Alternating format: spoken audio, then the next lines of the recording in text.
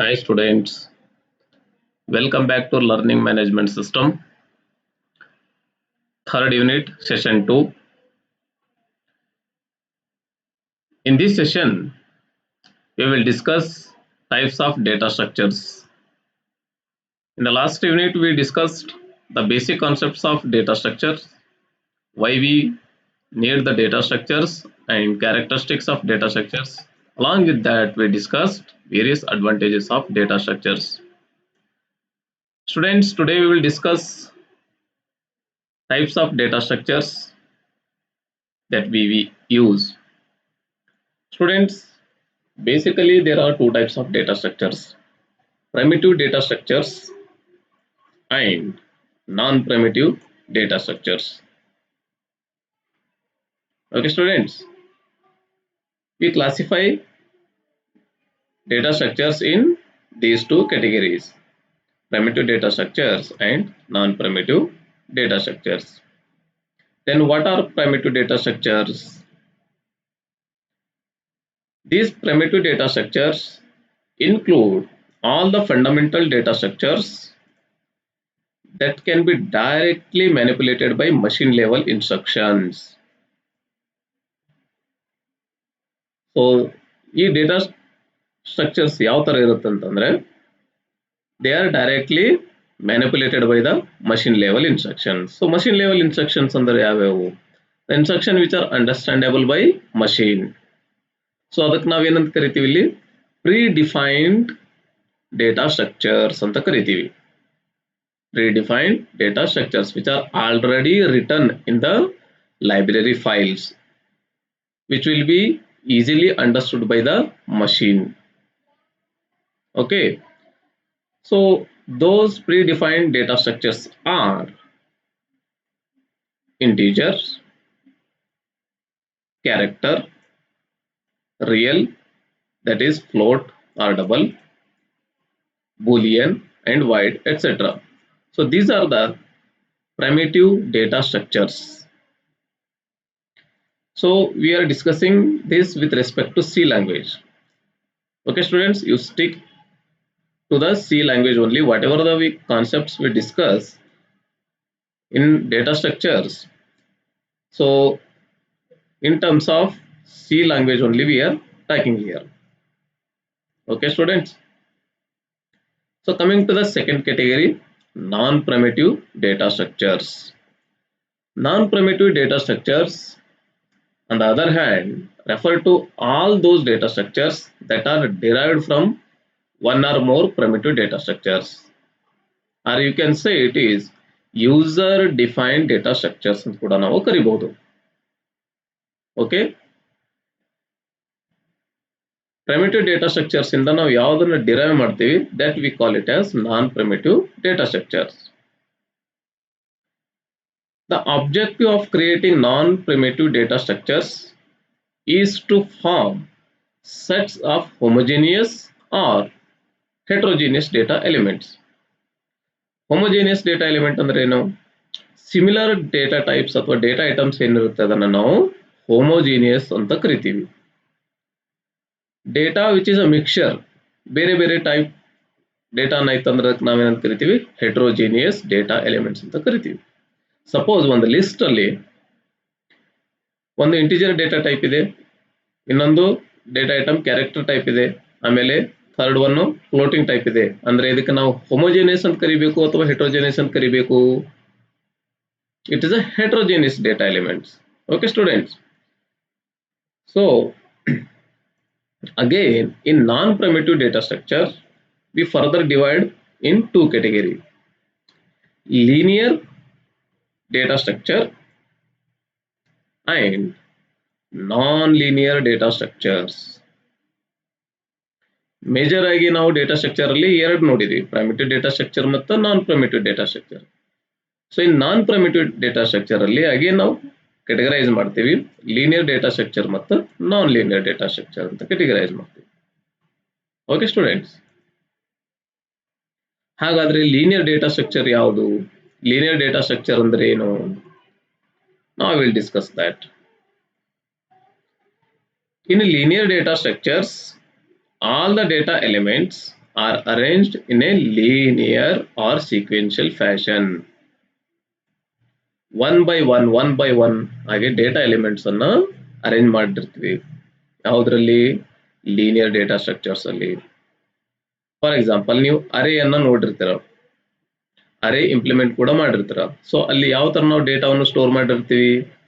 Continuous memory location or continuous memory location ಅಂತ ಕೂಡ ನಾವು ಹೇಳ್ತೀವಿ. ಅಂದ್ರೆ ಒಂದು ಮೆಮೊರಿ ಲೊಕೇಶನ್ ಆದ್ಮೇಲೆ ಇನ್ನೊಂದು memory location one by one ಅನ್ನ ನಾವು ಡೇಟಾ ಎಲಿಮೆಂಟ್ಸ್ ಅನ್ನ ಸ್ಟೋರ್ ಮಾಡಿರ್ತೀವಿ. That is a sequential fashion. The examples of linear data structures include arrays, stacks, queues, linked list, etc. Okay students, so array ಬಗ್ಗೆ detail ಆಗಿ ನೀವು study ಮಾಡಿದಿರಾ. One dimensional array, two dimensional array and multi-dimensional array. In subsequent units we will discuss the details of stacks, queues and linked list, that is linear data structures ಬಗ್ಗೆ ನಾವು subsequent sessions ಅಲ್ಲಿ discuss ಮಾಡ್ತೀವಿ. Coming to the non-linear data structure. In non-linear data structure, there is no definite order or sequence in which data elements are arranged. Linear ಅಲ್ಲಿ ನಾವೇನು sequence fashion ಅಲ್ಲಿ ನಾವು data elements store ಮಾಡಿದೀವಿ. But in non-linear ಅಲ್ಲಿ there is no such definite order. Right? Random ಆಗಿ ಬೇರೆ ಬೇರೆ memory locations ಅಲ್ಲಿ ಡೇಟಾ ಎಲಿಮೆಂಟ್ಸ್ ಅನ್ನು ನಾವು ಸ್ಟೋರ್ ಮಾಡಿರ್ತೀವಿ, which are not in order. So what are the examples of non linear data structures? Non linear data structure can arrange data elements in a hierarchical fashion. For example, trees, graphs, etc. Okay students, so in broad way, let me show you the hierarchy of data structures, how they are categorized, what are their types, subtypes. So let me show you the hierarchy of data structures. This is the hierarchy of data structure. So here you can see, first one is data structure. In that we have two categories, primitive data structures and non-primitive data structures. Primitive data structure alli we have seen basic instructions or types which are directly manipulated by the machine or the compiler, you can say. Non-linear data structures, again we categorize in two different category, linear data structure, non-linear data structure. ಮತ್ತೆ linear data structure ಅಲ್ಲಿ ಬಂದು ಎರಡು types linear data structures ಅನ್ನು ನಾವು categorize ಮಾಡ್ತೀವಿ, static data structures and dynamic data structures. Static data structure ಅಲ್ಲಿ array is the static data structure, whereas linked list, stack, queue, these are dynamic data structures. So what is the difference between dynamic and static? So static ಅಂತಂದ್ರೆ compile time ಅಲ್ಲೇ ಬೇಕಾದಂತ ಮೆಮೊರಿಯನ್ನು ಮೊದಲೇ reserve ಮಾಡಿಟ್ಟಿರುತ್ತೆ ಈ data ಸ್ಟ್ರಕ್ಚರ್ಗೆ. That is array data structures memory requirement is already known before program execution. Program run ಮಾಡೋಕ್ಕಿಂತ ಮೊದಲೇ ಆ ಅರೇಗೆ ಎಷ್ಟು ಮೆಮೊರಿ ಬೇಕಾಗಿತ್ತು ಅಂತ ಅನ್ನೋದು ಮೊದಲೇ ಡಿಸೈಡ್ ಮಾಡಿರಲಾಗಿರ್ತದೆ by compiler. That is why we call it as static. Then what is dynamic? So after compilation, once we start running the program, at the time of execution, running time ಅಲ್ಲಿ ಈ data ಸ್ಟ್ರಕ್ಚರ್ಸ್ಗೆ memory ಎಷ್ಟು ಬೇಕಂತ ಅನ್ನೋದನ್ನು decide ಮಾಡ್ತದೆ. ಅದನ್ನು ನಾವು dynamic memory or dynamic data structures ಅಂತ ಕರಿತೀವಿ.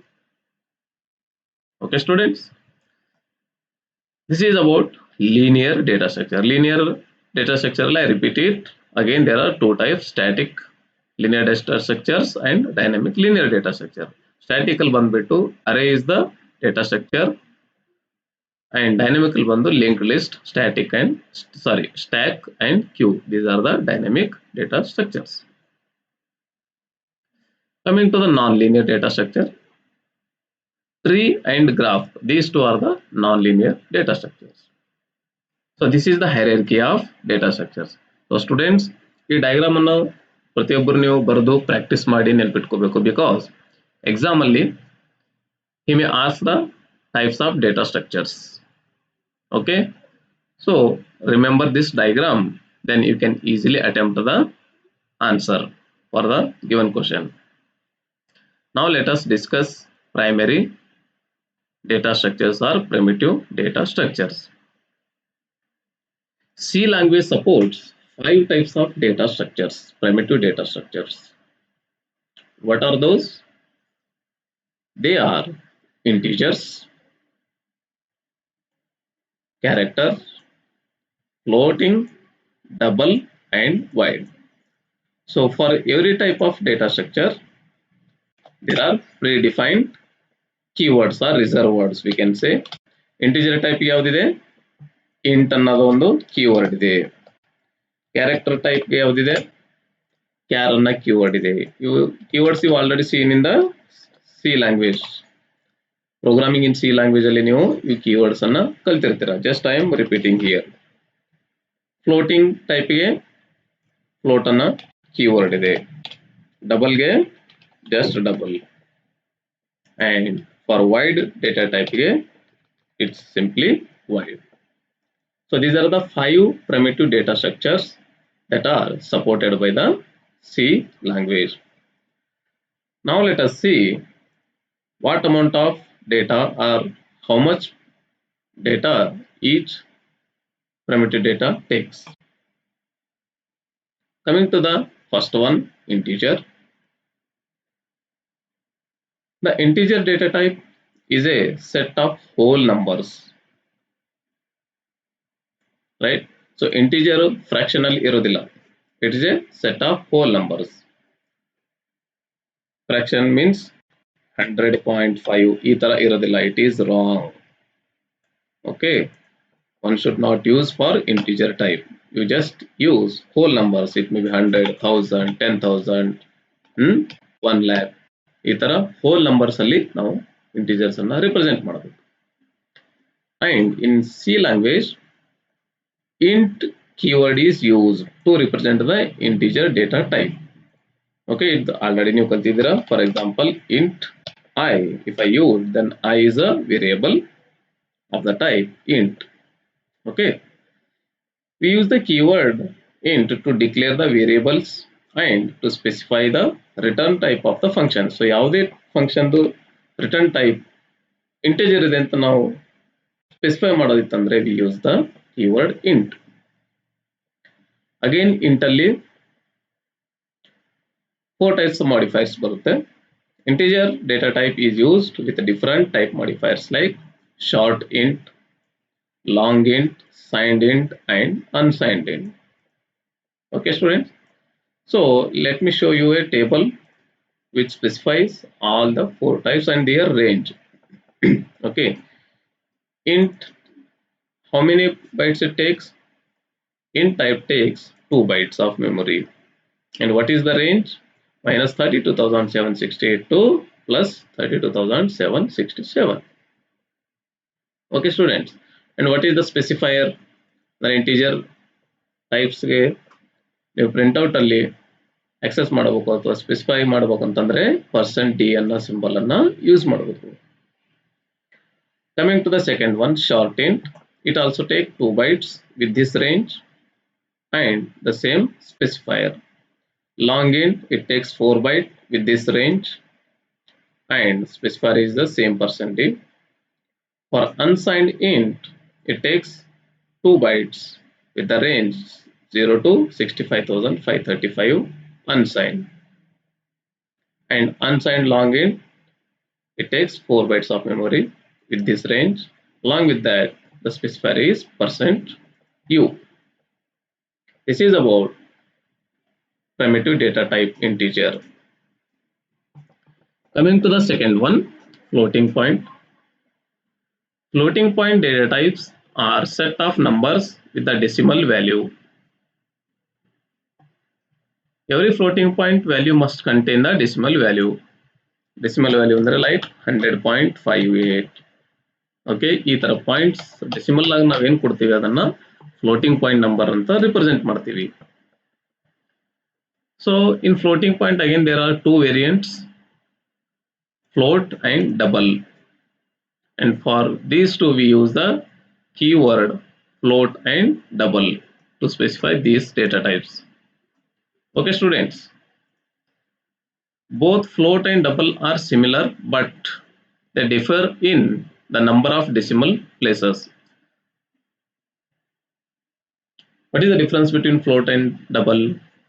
Both are similar but difference ಏನಿರುತ್ತೆ ಅಂದ್ರೆ after decimal places in float we can place 6 to 7 values, whereas in double we can place 15 to 16 decimal places. Point ಆದಮೇಲೆ these many decimal points ಅನ್ನು ನಾವು place ಮಾಡಬಹುದು. This is the main difference between float and double. So this chart shows you the size of the particular type, float and double and long double, and their range and their specifier. Okay students,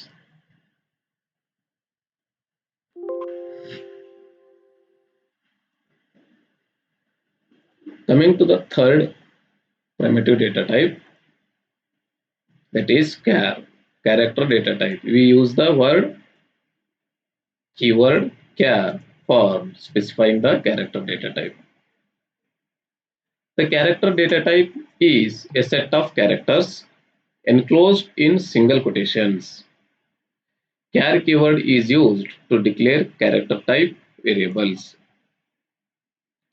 The following table provides complete details about the character type.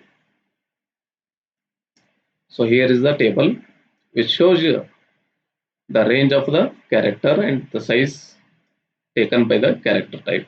It takes 1 bytes of memory and specifier is %C. Unsigned char, it also takes 1 byte of memory with range 0 to 255 and its specifier is %C. Okay students, and the fifth type is wide data type. The wide data type means it has nothing or no value. It has nothing to return. Okay, the type apart from these four, that is integer, float, double and char, it doesn't return anything of these four, means it is wide data type. Okay, ನಿಮ್ದು ಫಂಕ್ಷನ್ಗೆ ಯಾವುದೇ ವ್ಯಾಲ್ಯೂನ ಯಾವುದೇ type ವ್ಯಾಲ್ಯೂನ return ಮಾಡೋದಿಲ್ಲ ಅಂತಂದ್ರೆ ಅವಾಗ ನಾವು ಯಾವ್ದು use ಮಾಡ್ತೀವಿ, void ಅನ್ನ ಡೇಟಾ ಟೈಪ್ ಅನ್ನು ಯೂಸ್ ಮಾಡ್ತೀವಿ. The void is used to specify a function which does not return any value. We also use the void data type to specify empty parameters of a function. Okay students, so let me show you how much of memory each data type takes in the compiler. Practically, let me show you what amount of memory each type takes. Sometimes it depends on the architecture of the machine. If it is 64-bit architecture, then it takes integers 4 bytes. Now discuss ಮಾಡಿದ್ದು 2 bytes ಅಂತ discuss ಮಾಡಿದ್ವಿ, but sometimes it takes 4 bytes also if it is 64-bit architecture. Okay students, so here let me write the program. Here it is already written. Let me show you one by one.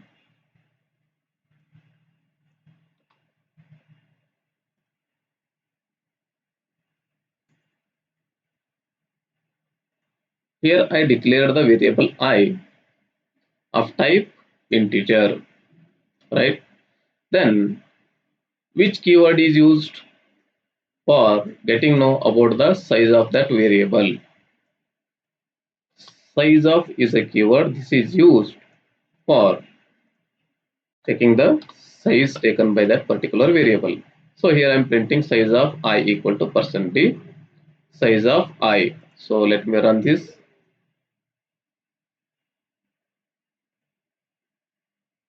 See, size of I is 4. As I already told you, this compiler runs on a 64-bit machine. Hence it is showing 4 bytes of memory.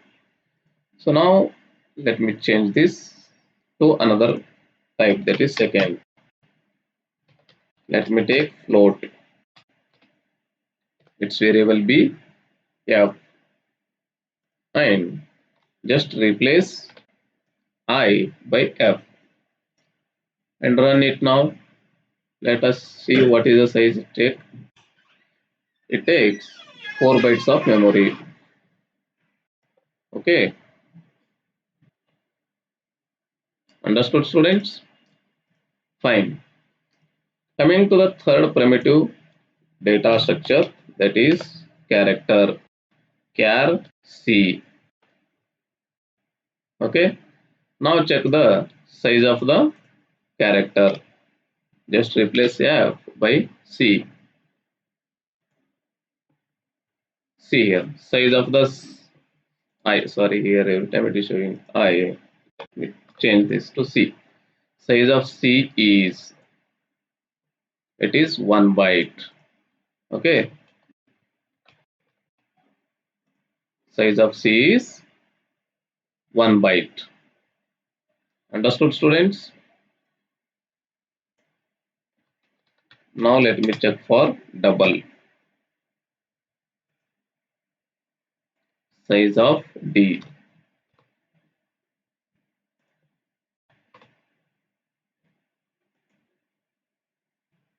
So size of d is 8 byte. Okay, students? So this is about primitive data structures. So along with this, we also discussed about the specifiers, that is short, signed and unsigned integer types. Okay, let me check that also. Now let me show you the integer specifiers. So first let me write the short int I. Size of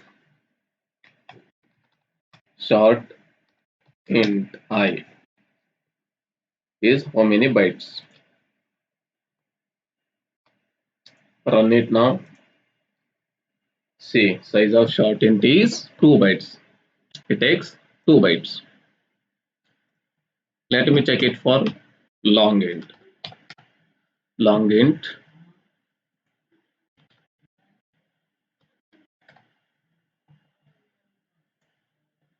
size of long int, it is 8 byte. So see the difference. Normal integer variable it is taking 4 bytes, whereas short it is taking 2 bytes and long int it is taking 8 bytes. Understood, students, how it works? So this is about primitive data types. Okay, students. So next we will discuss floating types.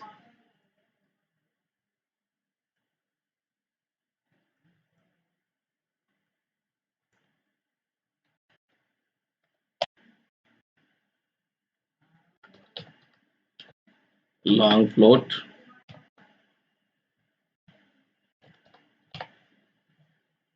let me check this one. Long float f, what is the size? So we cannot specify long for the float. Okay, students, instead of that we can use unsigned long. So we cannot use this signed float or long short on the int type. We can use, sorry, on float type you can use only on int type. Okay, students, now let us discuss various operations that can be performed on data structures, right? Basic operations that are performed on data structures. So basically, there are 6 types of operations that we can perform on data structures. Okay, students. Traversing. So it is used to visit each variable once. It is also referred to as visiting elements in the data structures. Traverse ಅಂತಂದ್ರೆ visit ಮಾಡೋದು. ಪ್ರತಿಯೊಂದು variable ಏನು use ಮಾಡಿದೀವಿ ಆ particular data structure ಅಲ್ಲಿ ಅದನ್ನ visit ಮಾಡೋದು. So major ಆಗಿ ನಾವು ಟ್ರಾವರ್ಸಿಂಗ್ ಟ್ರೀಸ್ ಅಲ್ಲಿ ಯೂಸ್ ಮಾಡ್ತೀವಿ. ಟ್ರೀ ಡೇಟಾ ಸ್ಟ್ರಕ್ಚರ್ ಯಾವ ಯೂಸ್ ಮಾಡ್ತೀವಿ ಅಲ್ಲಿ ಟ್ರಾವರ್ಸಿಂಗ್ ಅಂದ್ರೆ ಏನಂತ ಅನ್ನೋದ್ರ ಬಗ್ಗೆ ನಿಮಗೆ ಡೀಟೇಲ್ ಆಗಿ ತಿಳಿಯುತ್ತೆ. Second operation we can perform on data structure is searching. Searching means what? Finding a particular elements in the given set of elements. So it is used to find location of a given element in the whole data structure. For example, an array set of elements. In that, if you want to find a particular location of a element, then we use searching operation. So again, there are many searching techniques like linear search, binary search, etc. Okay. Third operation that we can perform on data structure is insertion. That is, we can insert an element at a specified position in the list. It is used to insert an element at the specified position in the data elements. For example, on array ಇದೆ ಅಥವಾ ಯಾವುದೋ ಒಂದು linked list ಇದೆ ಅಥವಾ tree ಇದೆ. So ಆ ಒಂದು data structure ಅಲ್ಲಿ ನಾವು ಎಲಿಮೆಂಟ್ ಅನ್ನ add ಮಾಡಬೇಕಂತಂದ್ರೆ we use this insertion operation. Next, deletion operation. As the name suggests, a deletion operation is used to delete an element from the specified location. So given on array ಇದೆ ಅಂತಂದ್ರೆ ಅದರಲ್ಲಿ ಯಾವುದಾದರೂ ಒಂದು item ನಾವು delete ಮಾಡಬೇಕಂತಂದ್ರೆ we use the delete operation. Okay, students. Next, coming to the fifth operation, sorting. So sorting is a technique of arranging the elements either in ascending order or descending order.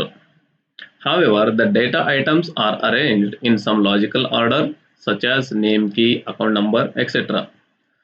So algorithm subjects alli you will study detailed sorting techniques like bubble sort, selection sort, quick sort, merge sort. All the design techniques you will be studying in the next semester subject. For time being, now you understand that sorting is a technique of arranging the elements in proper order. Either it may be ascending or descending order. So bubble sort anna ನೀವು already ಕಲ್ತಿರ್ತೀರಾ third semester lab program ಅಲ್ಲಿ. Okay, so this is another operation on that can be performed on data structures. Okay, students. And coming to the last operation, that is merging. What do you mean by merge? Merge means combining two lists, two set of lists. Okay, the merge operation is used to join two or more sorted data elements to the data structures. Merge sort ಅಂತ ಕೂಡ ಬರುತ್ತೆ. Okay, ಆ technically you will be learning how two arrays, sorted arrays are merged. Okay, students, so let me repeat the operation that are performed on data structures. That is traversing, meaning is to visit the individual elements or the variables present in the data structures. Second one is searching, that is finding the location of a particular item in the list or the array. Third one, insertion, adding an element to the existing data structures. Deletion operation means deleting or removing an element from the existing list. And the fifth one, it is sorting. It is a technique of ascending or arranging the data elements in ascending or descending order. and finally last one it is merging. So merging means it is an operation used to join two or more data elements, sorted data elements to a data structures. Okay students, so in this session we discussed the types of data structures, primitive and non-primitive. In detail we discussed the primitive data structures which are int, float, char and double and their specifiers. Other than that, we discussed the various data structures operations or operation that can be performed on data structure. 6 operations we discussed. Okay students, as of now let me wind up the second session. If you have any doubts, clarity, then please write us at lms.dtk@gmail.com. Thank you students. Thank you for watching this video.